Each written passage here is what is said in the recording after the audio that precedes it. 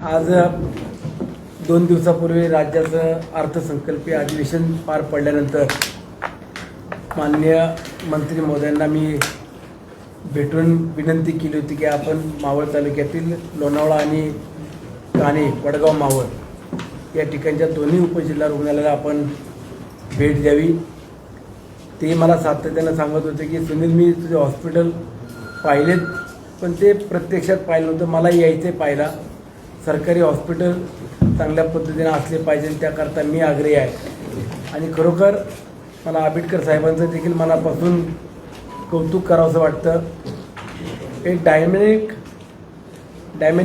जसं आपण म्हणतो की त्या पद्धतीचे माननीय मंत्री महोदय आहेत। सर्वसामान्य कुटुंबातून पुढे आलेलं व्यक्तिमत्व आहे। सर्वसामान्य कुटुंबाच्या जनतेच्या प्रश्नाची जाणीव असलेलं व्यक्तिमत्व आहे। आणि आज राज्याचं आरोग्य खातं हे पारदर्शकपणाने ते पार पाडताना आपण सर्वजण पाहतोय।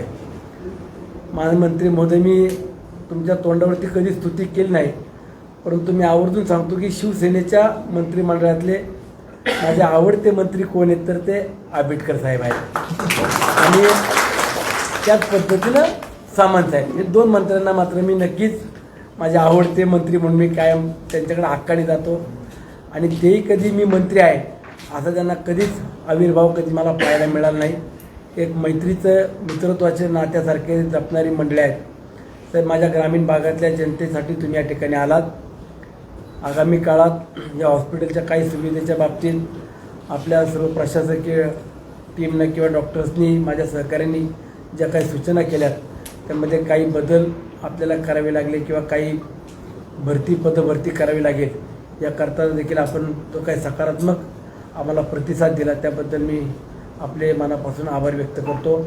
एक लोकप्रतिनिधी म्हणून या हॉस्पिटलमध्ये येणाऱ्या प्रत्येक व्यक्तीला चांगली सुविधा मिळावी, इथं आलेला व्यक्ती चांगल्या पद्धतीनं उपचार घेऊन बाहेर पडावा ही जशी तुमची अपेक्षा आहे तशीच तुमच्यासोबत मी या तालुक्याचा एक प्रतिनिधी म्हणून तुम्हालाही पुढं कमी पडणार नाही।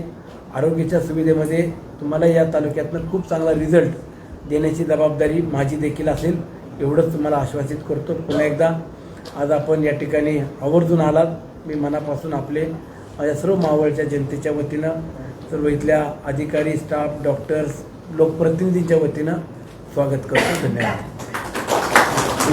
सुनील अण्णा नंबर 1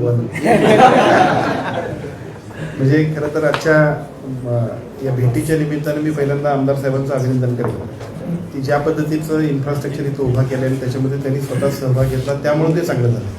त्यामुळे मला असं वाटतं की महाराष्ट्रातल्या सगळ्यात लोकप्रतिनिधींनी तुमचा आदर्श घ्यावा अशा पद्धतीचं आव्हान मी आज महाराष्ट्रात पैसे आपण भरपूर खर्च करतो, परंतु त्या पैसे खर्च करत असताना तिथं जर लोकप्रतिनिधी समाजानं लक्ष नाही दिलं तर मग काम चांगलं होत नाही, दर्जेदार होत नाही। मग कॉन्ट्रॅक्टरसाठी आम्ही काम करतोय की कशासाठी असा प्रश्न तयार होतो। पण इथं मात्र तुम्ही ज्या पद्धतीने ते उभा केलं ते खूप चांगलं आहे। विशेषतः एक बैठक त्यांनी माझ्याकडे आग्रह करून मागच्या 3-4 महिन्यांपूर्वी आयोजित केली होती आणि त्या बैठकीमध्ये जे तुम्ही आता मुद्दे मांडले तेच सगळे मुद्दे त्यांनी मांडले। मला वाटतं त्यावेळेला त्या MST बदली झाली, त्यानंतर परत आणि कोण मगाशी सांगितलं आपण गायनॉलॉजिस्ट होता त्याची सुद्धा हे झाली आणि मग त्यानंतर परत त्यांचा आग्रह होता की इथं सिटी स्कॅन सुद्धा व्हायला पाहिजे।